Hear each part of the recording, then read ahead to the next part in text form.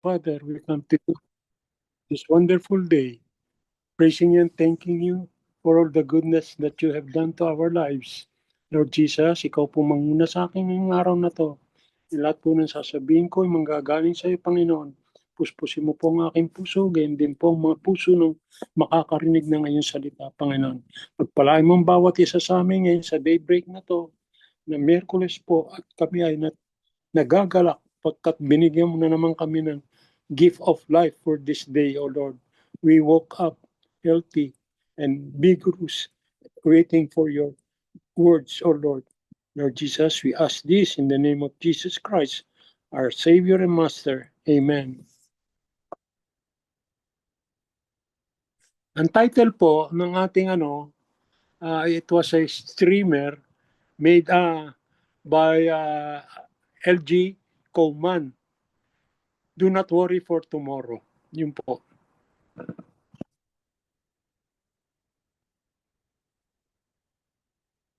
Ito po ang text niya sa John 10:4.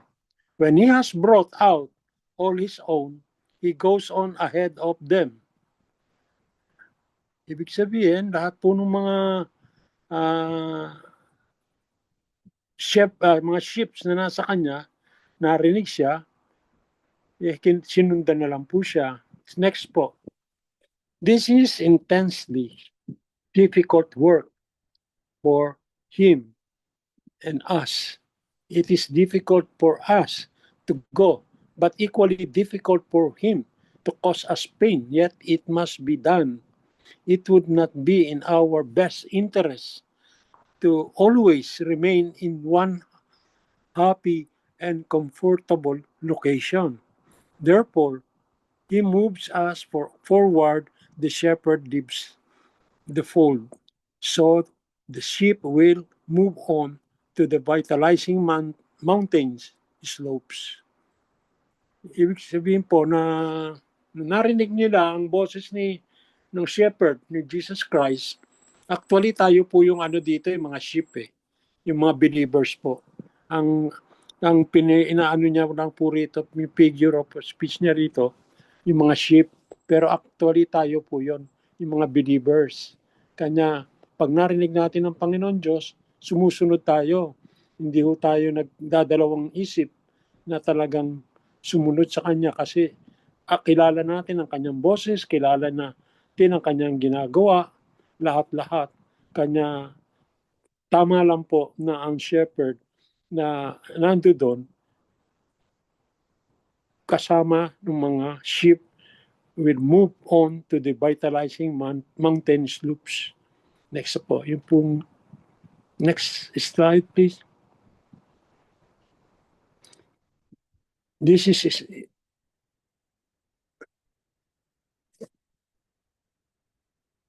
in the same way, laborers must be driven out into the harvest, or else the golden grain would spark.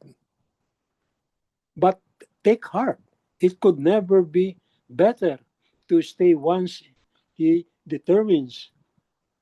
Otherwise, if the loving hand of our Lord moves us forward, it must be the best forward in his name. To green pasture, quiet waters, and mountain heights. See this Psalms 23, there's a next slide po. So whatever awaits us is encountered first by him, and the eye of faith can always discern his majestic presence out in front when his presence cannot be seen. It is dangerous. It is dangerous to move ahead. Come for your heart with the fact that the Savior has himself experienced all the trials he asked. All the trials he asked you to ensure he would not ask you to pass through them unless he was sure that the Father were not too difficult or strenuous for you. This is the blessed life, not an anxious seat set far down the road, nor overly concerned about the next step, not eager to choose the path, nor weighted down with the heavy responsibilities of the future, but quietly following the shepherd one step at a time. Dark is the sky and veiled the unknown, unknown morrow. Dark life's way for night is not yet over.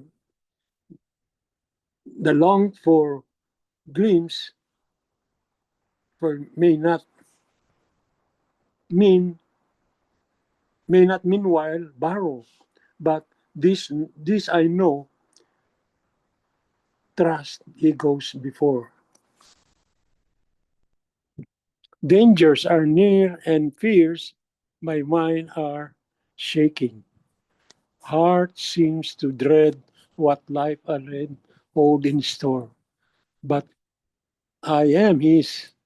He knows the way in I'm taking. More blessed even still, he goes before. Doubts cast their word unwelcome, unwelcome shadow over me.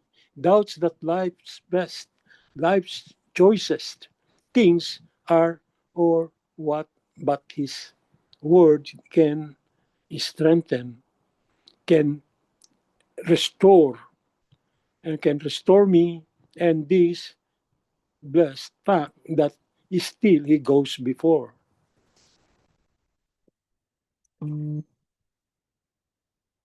He goes before. He goes before by this my consolation. He goes before on this my heart would dwell. He goes before this guarantees salvation. He goes before and therefore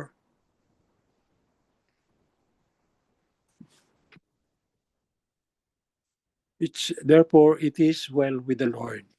From J. Danson Smith. Thank you for letting me share my Devo. Actually, ito pong anong to ni Coman tungkol po sa obedience eh. Obedience po sa Panginoon Diyos. Huwag tayong mag-alala sa kinabukasan kasi meron tayong shepherd na nag-guide sa atin sa lahat ng ating gagawin. Wala pong kaduda-duda yon na all ng gagawin natin, lahat ay ang Panginoon natin ang mangunguna. Kanya, yun po, mahirap, di ba? Sabi nga po ni Coman, it's hard and it's difficult for us to follow Him. Na pagka tayo yung mga believers siya lang yung kilala natin ang boses niya, kilala natin yung how He talked to us, how He called us. Yung ganun po, kanya kailangan po, we have to obey our God. Lagi-lagi yun. Huwag na yung hililihis ng landas sa mga utos niya, sa mga command niya sa atin na lahat na ay dapat natin sundin para ang buhay po natin ay maging matatag, kaaya-aya sa ating Panginoon Diyos. Yun po, babayaan niyo po magsalita po ako ng konti sa sarili ko po nung pong 2023 po, kaliwat kanan pong hospital ko. Ngayon po, narinig ko po ang Holy Spirit. Virgil, why don't you serve me? Maski na saan in your humble way na wala naman po akong pagsasalihan. Wala naman akong alam na sasamahan para magpatotoo para sa Panginoon Diyos. It so happened po nagkwentuhan kami ni Ate Olive. Sabi ni Ate Olive, Jill, pumasok ka sa Daybreak Global. Huwag sa international, maaga yon. Dahil alam na Ate Olive kung magising ako. Sorry, late. Kanya yun po, natutuwa ako at nasama ako dito sa Daybreak. At saka from then on ho, natuto ako magbasa ng Bible, natuto akong mag-research ng mga dapat i-research. Kanya po yung sa sarili ko, unang-una po mahirap. Mahirap po talaga. Sabi ko, marami po akong question sa buhay ko. Ba't ganun, no? Ganito, ganun. Eto, nagsisilbi na ako sa iyo. Ba't pinapa-hospital mo pa ako? Wala naman akong panggasto sa hospital. Na ano, yun na po sumagot na naman. Magmula ngayon, pag nagsilbi ka sa akin, hindi ka na ma-hospital. True enough. Praise God po. From 2024 ho hanggang 2025, ngayon, December 31, never po ako nag-step sa hospital. Praise God po, praise God. Yun lang po. Ang akin po doon, sinunod ko po ang Panginoon Diyos. Yun po, na sumali sa inyo, mag-join sa inyo. Talaga napakabait ng Panginoon Diyos. Lahat sa atin, sa buhay ng bawat isa sa atin, lahat tayo ay pinagpapala niya as long as we love Him, as long as we praise Him, as long as we obey what He has told us to do. Yung po, huwag natin kalilimutan ng ating Panginoon Diyos. Yung spirituality natin, i-level up natin na lahat-lahat po ay magiging kaaya-aya sa kanyang paningin. Thank you po for letting me share. O, Sister Pinet, it's upon you. Yung pong close.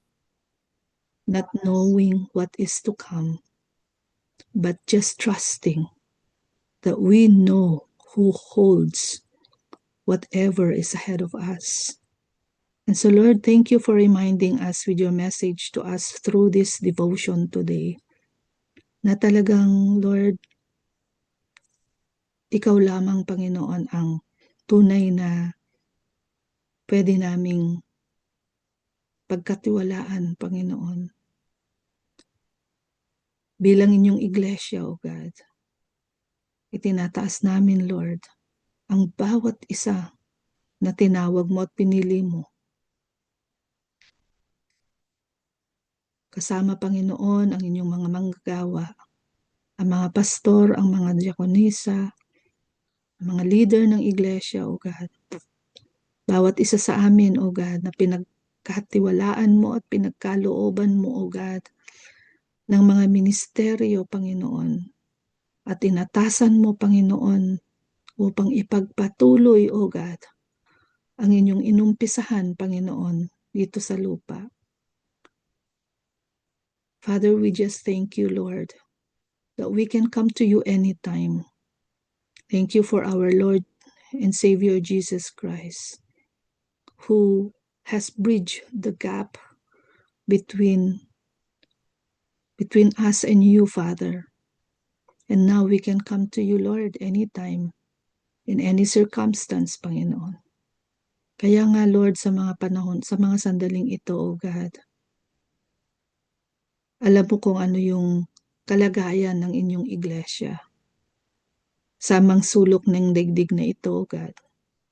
Bawat isa sa amin, kung saang iglesia man kami nakabilang, Panginoon, ano man yung amin pong denominasyon, O God, we are all one in you. Kami naniniwala sa aming Panginoong Jesus at ikaw lamang, Lord, ang siyang dahilan kung kaya kami ay nagkakatipon-tipon dito araw-araw, O God, upang ipanalangin, Lord, ang kabuuan ng inyong iglesia na itinatag niyo, Panginoon. And so, Lord, we lift up to you, O God, ang lahat mga gawain, ang darating na Mega Manila regular session, Panginoon, sa darating na February. We pray, O God, for provisions, for protection, Panginoon, sa lahat ng mga magta-travel mula sa iba't ibang lugar, inside and outside the Philippines. We pray for our leaders, O God. Ngayon pa lang, O God, Lord, we declare your anointing, your wisdom, Lord, your guidance and leading, O Holy Spirit, sa kanila, Lord. Yung mga coordinators, yung mga bumubuo, O God, ng mga nagpe-prepare para sa mga gawain na ito. And everyone, O God, each one na nais mo maging bahagi ng gawain na ito, Panginoon. Even right now, O God, prepare ang bawat isa. And Lord, marami pang ibang mga gawain, O God. Ang darating na PLS, ang darating na Aldersgate for the summer. Lord, alam namin, Panginoon, na ang lahat ng ito, God, you have already anointed ito mga gawain na ito. And we pray, Panginoon, Lord, na your will be done. Ang inyong kalooban lamang, O God, upang sa ganun, Panginoon, ikaw lamang din naman, O God, ang siyang maitataas sa lahat ng gawain na ito. We pray for all the ministries that you have entrusted, O God, to your church. We think about all the missionaries, O God, in different parts of the world, those who risk their lives for the sake of the advancement of your kingdom and the gospel of Jesus. We think about our brethren, O God, in the areas, Lord, where Christianity is not even recognized or it's not even allowed. And they don't have the freedom, Panginoon, to even express, O God, their faith. We think about our brethren in Nigeria, those who are being killed, those who are being attacked because of their faith. We declare your strength. We declare your protection upon them, O God. We think about the persecuted churches, Lord. Those who are in the underground churches, O God, na talagang kahit ang kapalit ang buhay nila, Panginoon, but all they want to do, O God, is to obey you and to proclaim, O God, that there is a God who loves each one, every person on this earth. And so, Lord, help us to do the same, O God. Wherever we are, we don't have to go far. Ito lang, Panginoon, sa aming kapaligiran. The people who are connected to us, people who are near to us, they are our ministry, they are our mission field, our families, our friends. Help us, Panginoon, to have that boldness, to reach out to them, to speak up and speak out your words, O God, so that people may know that there is a God who loves them and who is willing to give them not only this earthly life to the full, but the eternal life that is waiting for each one who will receive you, Jesus. So Lord, maraming salamat, O God. We give you all the praise and we give you all the glory. Thank you for hearing our prayers and thank you for answering them in your own perfect way, will, and time. In Jesus' name, amen. Amen. Amen. Thank you, Lord God. And His word is the Lord nurses them when they seek and restore them to health. Psalms 41, verse 3. Mga kapatid, let us pray all together. Let's cast out this sickness. Let's cast out every disease. Let us all be unmuted. Be unmuted. Praying one together for 1 minute. Hallelujah. Jehovah Rapha. Kaya It's Lord up to God, you, God. tinataas We lift namin up to you, ang Lord. bibig, Those who Panginoon, are sick, may mga kapatid, Panginoon, sa touch them, mga oh God, with your healing hands, karamdaman, nasa with your healing nasa power, either your nasa supernatural tahanan, healing to flow Lord upon God, each one. nasa hospital po, Lord, we Panginoon. cancel any Pero, form of illness in the name of Jesus. aming dakilang manggagamot po, No man, Panginoon. mga karamdaman, Lord, You will na heal us, nagpapahirap, Lord. oh God, Restore, sa Panginoon, mga and inyong mga anak. Awit We 41:8 declare them null and versus void us in the name of when Jesus. we are sick, Any Lord. sickness Kami sa mga be karamdaman, gone in Jesus' name. ko, Panginoon, sa mga emotional, Replace with mga healing, dinadaanan, restoration, spiritual po, Panginoon, Lord, especially, Lord, yung ano po sa mga vitalize, Lord, every cell in their body, nagkikimo, every nagre-rehab, organ to return to their normal functioning. na siya. In Jesus' name.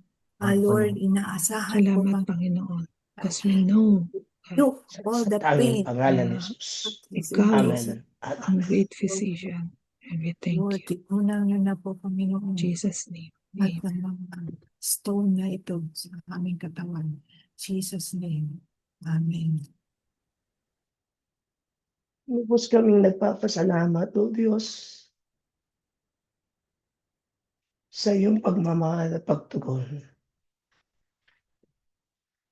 Nadakila ka namin, O aming Panginoong Kristo, sa paghawak mo sa bawat mga panalangin namin.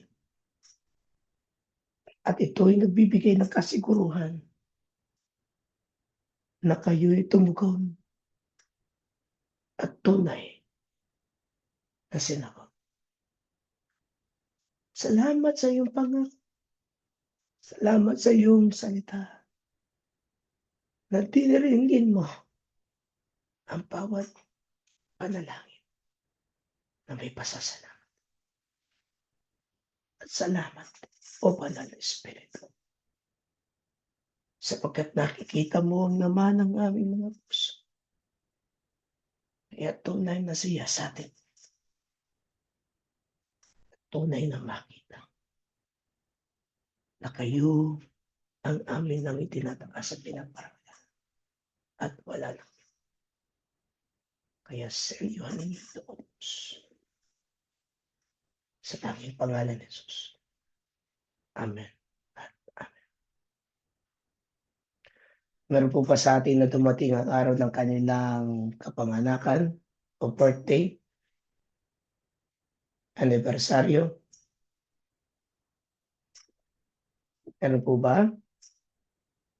Kung wala po, pwede ko pong mahilingan na Pastor David for the benediction.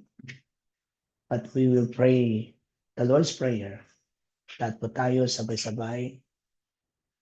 Our Father, who art in heaven, Father who art in heaven, hallowed be thy name. Thy kingdom come, thy will be done on is earth in as heaven. it is in heaven. Give us this Give day us this day our our daily daily bread. bread. Give us our Give trespass, us our trespasses, forgive as those we forgive those who trespasses trespass against against us. us. and lead us Lead not us And into let us not not into into temptation, temptation, but but deliver deliver us us from from evil. evil.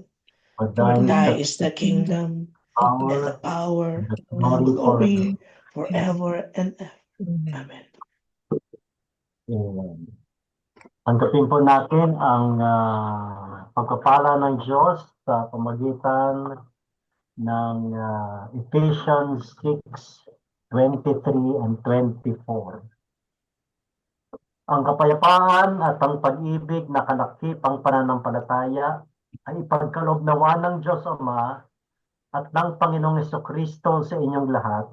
Ang pagpapala ng Diyos ay sumainyong lahat na may ibig ng walang maliw sa ating Panginoong Jesucristo. Sa ngalan ng Diyos Ama, Diyos Anak, at Diyos Espiritu Santo. Amen. Amen and amen. Amen. Shalom, shalom. Sige po, bago po tayo po maghiwa-hiwalayan, sige po, can we all stay on muted and let us pray for Kuya Virgil.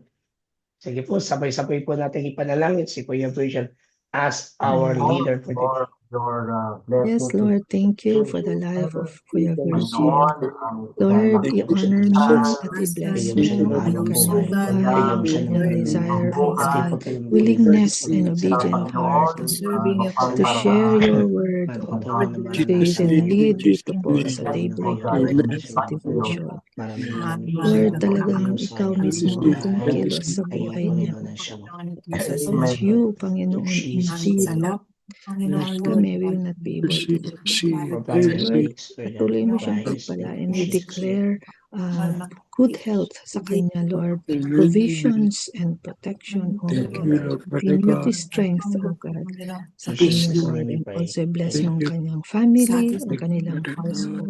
God. In Thank you, Jesus' thank name. you. Amen. Amen, amen. Thank you, everyone. Shalom, everyone. Maraming pong salamat, Kuya Virgil, and Shalom. Sige po, picture na muna po, Tipinet, para magano. Salamat.